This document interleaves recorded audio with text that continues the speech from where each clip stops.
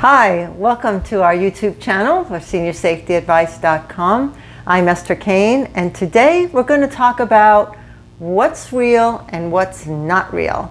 And you'll get the gist of that as we go on in the video. So before I get started, don't forget to subscribe. We appreciate each and every single one of our subscribers. We're so excited to be heading towards that number of 2,000 subscribers. So thank you. We are grateful. Truly grateful. All right, and of course, if you like the video, click on the like button, give us your comments, let us know what you think. So let's get into what's real and what's not real.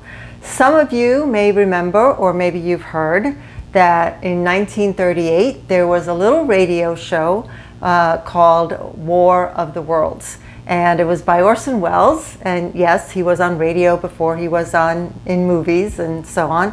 But the War of the Worlds was presented as a newscast. I mean, that was part of the storyline. It was a newscast, and it was listened to by 12 million people. And of those 12 million people, 1 million of them thought that it was real. And some of them thought it was so real that they packed up everything they had or they could in their cars and ran. They thought for sure that this was a real thing, that the Earth was being invaded by aliens from outer space.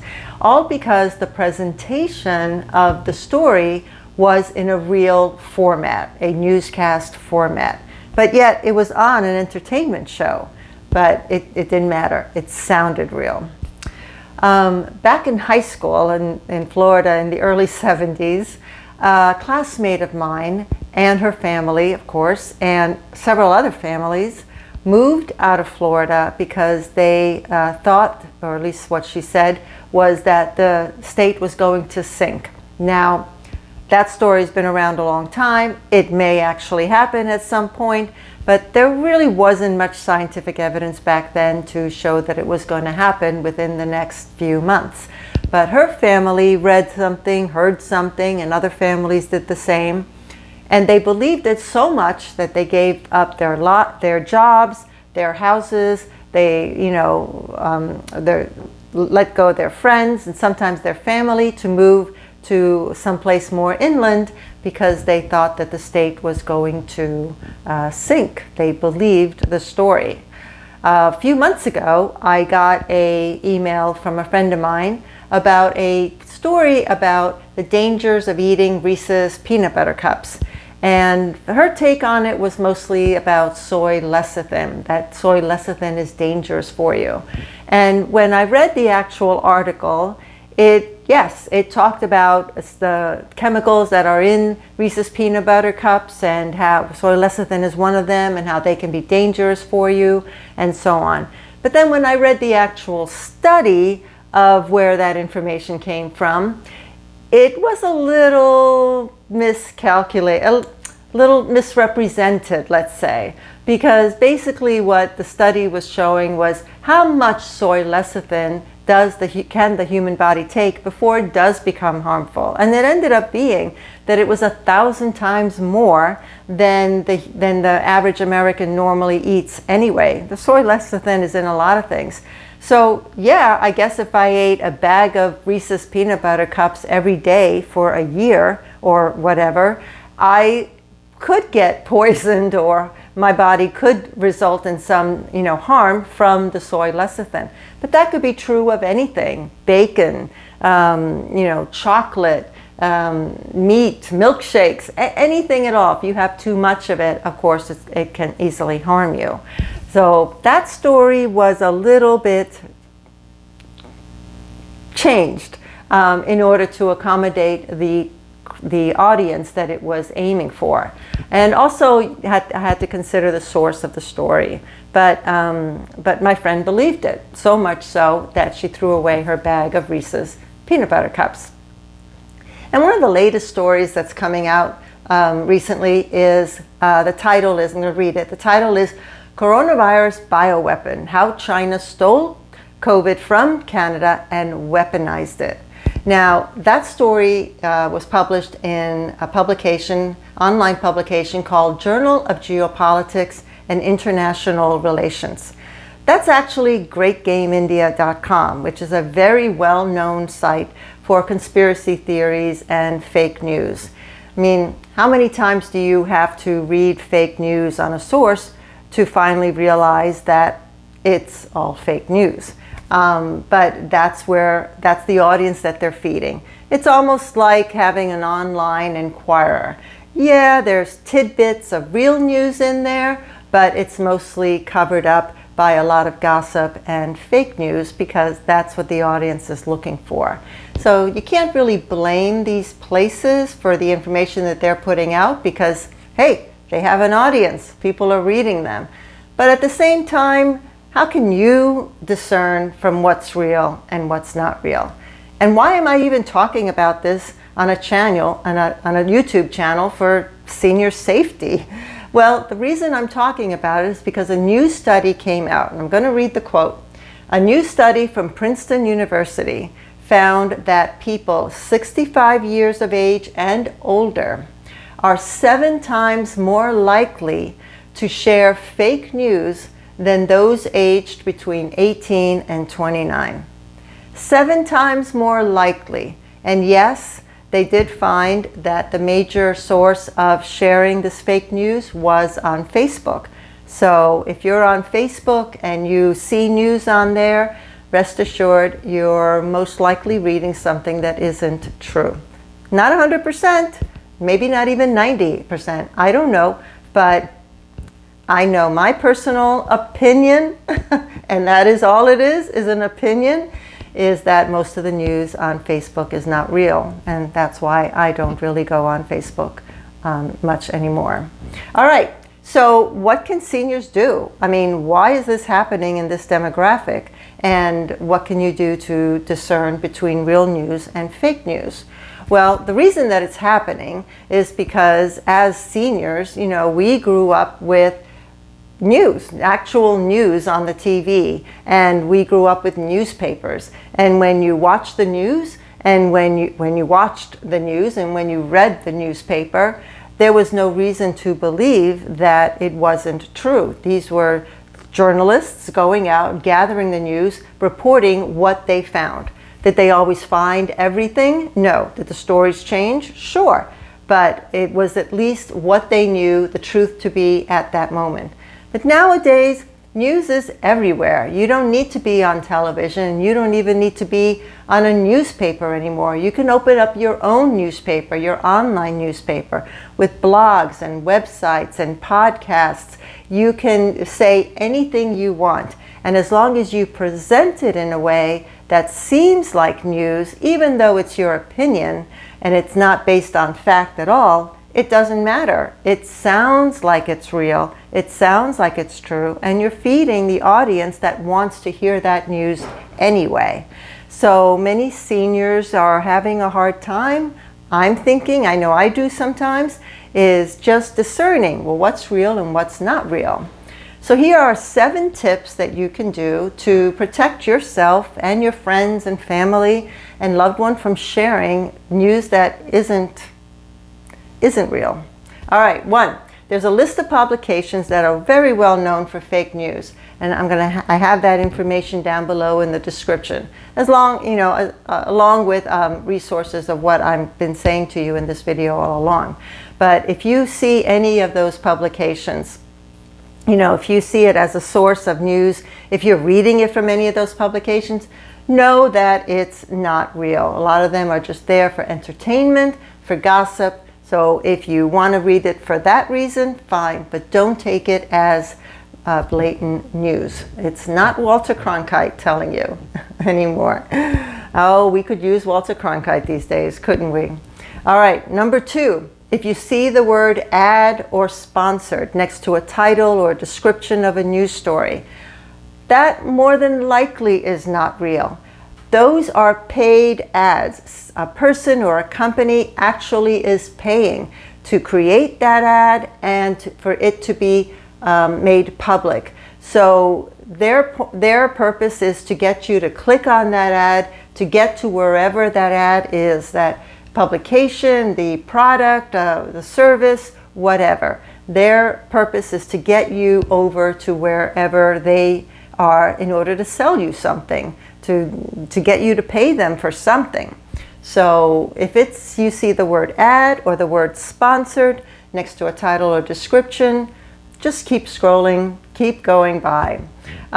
Check the author. Who is the author of the story that you are reading? Have they, what other things have they written, and have those other things been debunked? If they have been debunked as fake news, then why would you believe this particular news story? Some online authors even go as far as creating a fake bio where they, say that they have a doctorate in something, or they've won multiple, journalism awards. And none of that is true. It's like presenting a fake resume. But they're doing that because they need to sell their story. They need you to believe them. So you want to check up on them, check their names, see what other people are saying about them, check them on social media. What are the comments? What are other people saying that may trigger a thought in you that this person is not as honest as they're trying to be, or presenting themselves as being. That's right. Number 4, confirm the dates of the story. A lot of times a fake news organization or publication, whatever, they will take a story that is true, absolutely true, and they will tie it in with another story, but they omit the fact that one story happened years ago and the other story is happening now. A very famous example, a very popular example of that is when Trump was elected, the news came out that Ford was moving jobs from their plant in Mexico up to Ohio, implying that he was bringing jobs back to the United States. But the truth is, although that did happen with Ford, they did that 2 years before.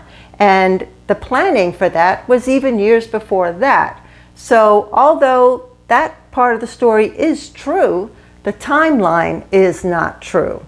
So they tied in two true stories to fabricate one not so true story. It's just a very slick way of misconstruing the information and presenting it on a different plate, if you will, a prettier looking plate. Number 5, fake images. If you read any lists of, tips on how to identify fake news, you're almost always going to see the recommendation of look for fake images.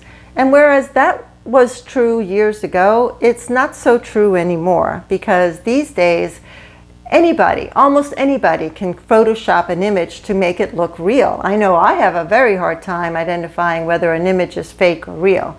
I mean, obviously, if you see a picture of a snake with the head of a goat, that's pretty fake, but it's created to look very real. But a lot of images are now taking pieces of an image and then imposing them on top of another image, and it's very, very difficult to tell. So I empathize with you if you're trying to identify a fake news or a fake story by an image, because that's almost impossible to do. But what is happening very often also right now is that these organizations are taking photos from one event and then placing it in their story as if that particular event is happening in this story. So it could be a flash flood that happened 4 years ago, and then they're putting it in a story of yesterday's rainstorm. Oh, look at what happened on Main Street. But the truth is that was from several years ago.